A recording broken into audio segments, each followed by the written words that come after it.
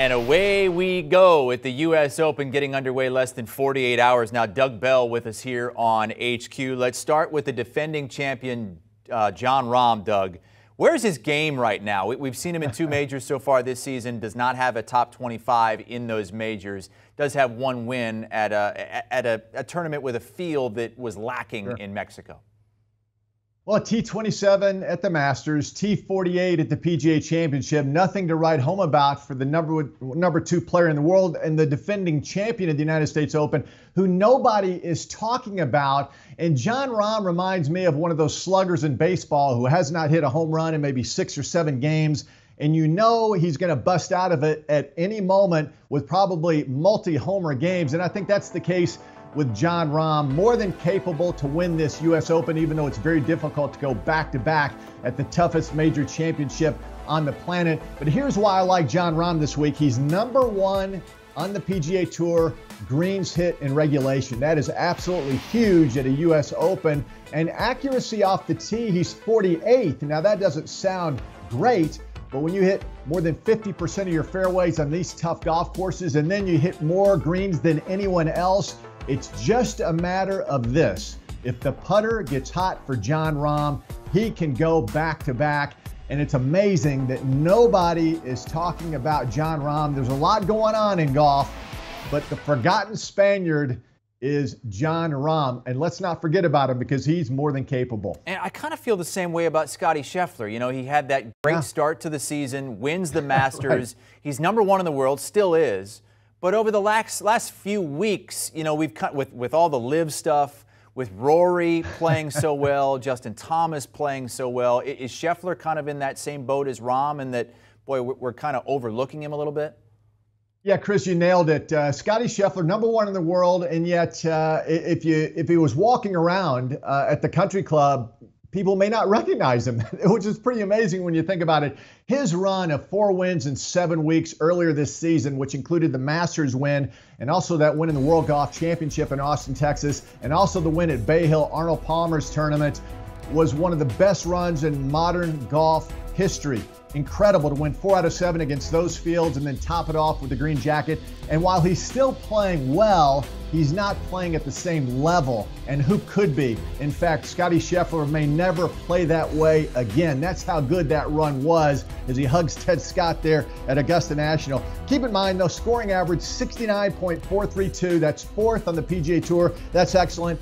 He has 4.82 birdies around, almost 5 birdies every time he tees it up. So that keeps him certainly in the equation no matter where he plays. The problem with Scottie Scheffler, though, driving accuracy. He's 125th on the PGA Tour. That does not set him up well for the U.S. Open, just like it didn't set him up well for the PGA Championship. Scottie's had a great year, and there's a lot of big tournaments down the road. I just don't think he's playing at the same level he did before. And I don't think that will set him up well this week in Brookline, Mass. Cannot miss the fairway at the U.S. Open. Justin Thomas, boy, he had that at the 71st hole. Saw what happened to him at the RBC Canadian. He missed the fairway and then missed his opportunity to beat Rory McIlroy. Where are we at this week with Justin Thomas, who is coming off his 2nd major championship at the PGA? Well, I think Justin Thomas is a guy who's figured out the formula. This season, he decided to start playing the week before a major championship. He went 5 years without winning a major. And then he said, you know what? I'm going to tee it up the week before the PGA Championship. Voila. He wins the PGA Championship and then opts not to play in Jack Nicklaus's tournament. Instead, plays the RBC Canadian Open before the U.S. Open. He sat down with the Golden Bear. They're friends. They live down in South Florida. He said, Jack, I apologize. I'm going to have to skip your tournament. And the Golden Bear said, I get it. You want to win major championships. You have my blessing. So I think this is a formula that is working for Justin Thomas. Again, his scoring average, think about this. All the tournaments he plays in, tough tournaments, tough fields, 69.192. That's 2nd on the PGA Tour. And he leads the tour in birdies per round, 4.93. Think about that. No matter when he tees it up, he starts 5 under par. That's a formula for success, and that really helps you at major championships. Could he go back-to-back PGA Championship and U.S. Open? Absolutely. Everything is falling in place, and I think Justin Thomas will tell you right now, if he was sitting down with us, he's playing the best golf of his life right now, and that's big. A guy who is not playing the best golf of his life, but has played this tournament better than anybody in the last 5 to 10 years is Brooks Koepka. 4 straight top 4 finishes in this event, including 2 wins. But is he in any form right now to do something like that this week? You know, pretty amazing, Chris. When you look at what he's done in the last 3 months, he's played 2 tournaments. He's played the Masters and he's played the PGA Championship. That's it. So Brooks Koepka comes in this week very rusty and maybe a little hungover. And I say that tongue in cheek. He got married last week. It was all over social media. And what a blast that was, Chris. Apparently, your invitation, my invitation got lost in the mail. We weren't there, but I reveled in it as I watched every day on social media. What a great wedding that was. His wife is beautiful. They're great people. I just don't think his game is in good form right now. He hasn't played a lot of golf.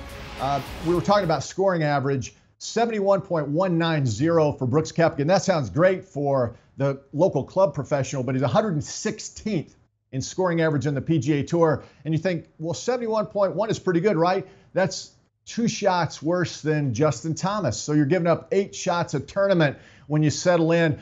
People are analyzing his golf swing. Remember, he won 4 majors in 6 tries back when he went 2 U.S. Opens, 2 PGA Championships.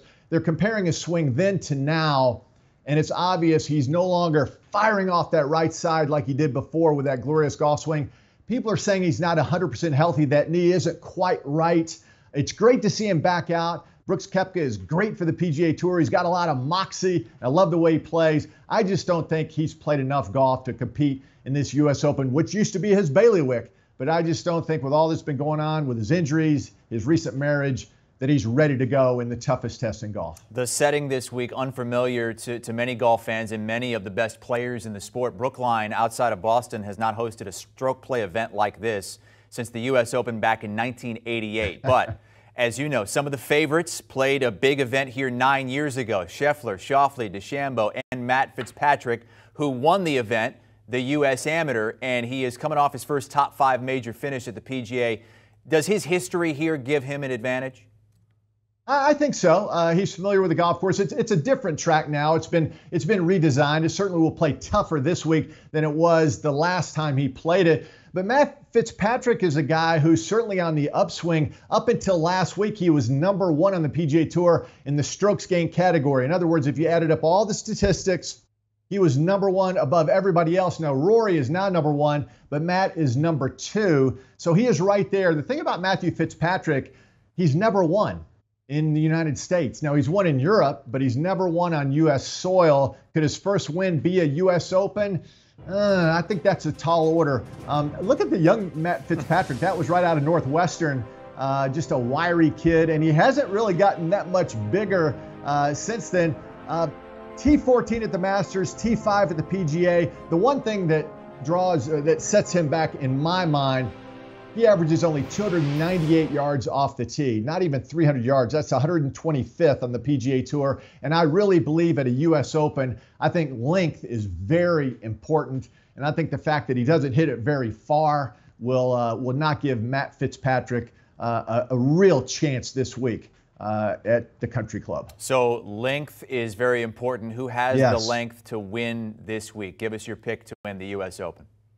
Well, listen, Chris, since I knew I was going to be on the preview show, I've been going over this. And, of course, those guys at the top, Rory and JT and Jon Rahm, I mean, these guys, they're all more than capable of playing at a high level. But I look at these guys a little lower in the odds in the 35-1 range. How about Max Homa? Now, here's a guy who has 2 wins this year on the PGA Tour. Let's not forget, Max Homa has 2 wins. The Fortinet Championship at the beginning of this wraparound season on the PGA Tour, and then most recently at the Wells Fargo Championship. That was at TPC Potomac at Avenel Farms. That was really a tough track. It rained all week, tough conditions. So here's a guy with 2 wins, and here's what he's done at the Players Championship, tied for 13th. The Masters, tied for 48th. He's just getting going at Augusta National. The PGA Championship, tied for 13th. So you see a trend here. He's playing well at all the tough tournaments. Has a couple of wins, a couple of notches on his belt. The 35-1 guys are interesting. Sungjae Im, Brooks Koepka, Hideki Matsuyama. But I'm going to go with Max Homa, the guy who looks good with a beard. Phil doesn't look good with that 3-day beard, but Max Homa looks good. We'll go with Max this week at the U.S. Open. The homie Max Homa is the pick for Doug Bell at 35-1. Doug, thank you so much. You can hear much more from our golf experts on the First Cut podcast all week long. The latest episode with Tour DraftKings Golf DFS previews, plays, fades, and sleepers for the U.S. Open with. Do you want a sports network that delivers everything that matters about the game? The highlights, the picks, the instant analysis, no yelling, no fake debates, no politics. Hit the subscribe button and never miss a moment.